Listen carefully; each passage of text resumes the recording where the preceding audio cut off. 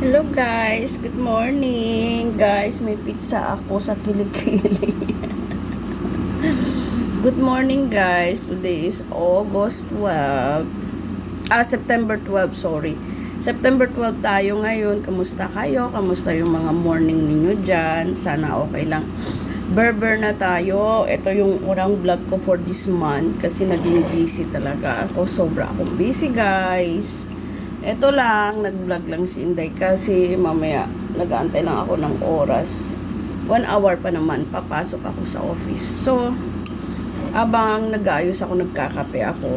Of course, hindi naman yung coffee ko, hindi kasi matapang. Mas more ang gusto ko, creamy yung coffee ko kaysa yung matapang. Ito yung coffee ko.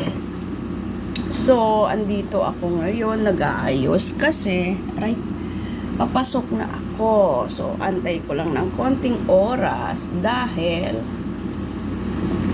maglalarga na si Inday para pumasok yon. Alam nyo guys, ako hindi to endorsement ha. Gusto ko lang i-ano sa inyo, i-ano sa inyo na talagang, di ba naalala nyo sa every vlog ko, nakita nyo may pekas ako dito. Pekas ako. At hindi siya hindi yung mukha ko. So may pekas talaga ako. Pero ngayon guys, nawala talaga yung pekas ko. At saka naalala nyo yung kilikili ko. Maitim, may balahibo guys. Maitim siya.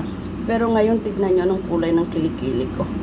Ano siya, hamis na siya, maputi na siya. So, alam nyo kung anong ginagamit ko sa underarm ko.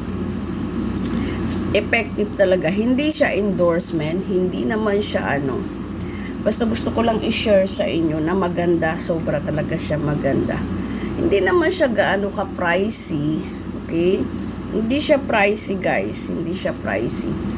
Affordable lang siya. Kasi 35 real lang siya kung bibili nyo dito sa mga market. Hindi ko lang alam kung online, kung magkano talaga siya online.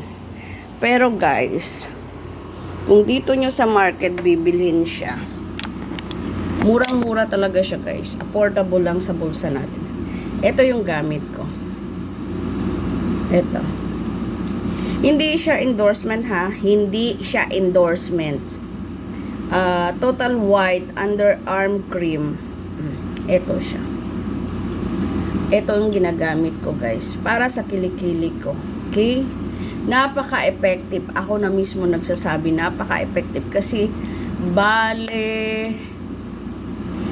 2 months ko na siya ginagamit. Kasi, nag-allergic kasi yung kilikili ko. Kasi before, ang gamit ko yung iba. Hindi ko na siya babanggatin. Iba yung gamit ko, pero cream din.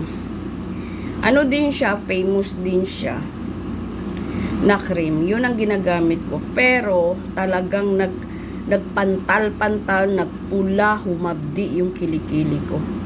Tapos, nag-search ako kung ano ang maganda. Kasi umitim talaga siya, guys. Umitim as in. Umitim talaga yan kilikili ko. Buhok kasi yan. Kaya parang may dark buhok yan. Hindi ka pa kasi ako nagwa-wax. Umitim talaga siya guys. Umitim talaga yung kilikili ko. Tiknan nyo guys. Oh, may pizza pa ako sa kilikili. Umitim talaga yung kilikili ko. Buhok yan ha. Tapos nagpantal-pantal. Tapos talaga siya. Discoloration talaga siya. So ito yung ginamit ko. Sinerch ko. Itong ginamit ko. In fairness, 2 months ko na siya ginagamit. At napaka-effective. Anong kulay ko, yun din ang kulay ng aking kilikili. Kaya maganda talaga siya guys. Ako sa inyo, kung may extra kayo, alam nyo na kung anong gagamitin. So see you then, magkita-kita tayo sa sunod na vlogs ko. Isasabihin ko sa inyo kung anong ginagamit ko sa mukha. Hindi to rejuvenating ha, wala akong ginagamit na rejuvenating. Ini-stop ko na yung rejuvenating matagal na. Siguro mag 1 month and a half na.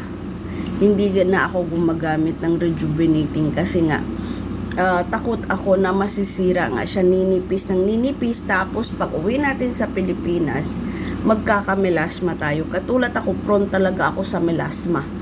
prone talaga ako sa melasma. Kaya takot na takot ako. Kasi meron na ako dito, meron na ako dito. Sunod na vlog, sabihin ko sa inyo kung anong ginagamit ko. Cream lang siya.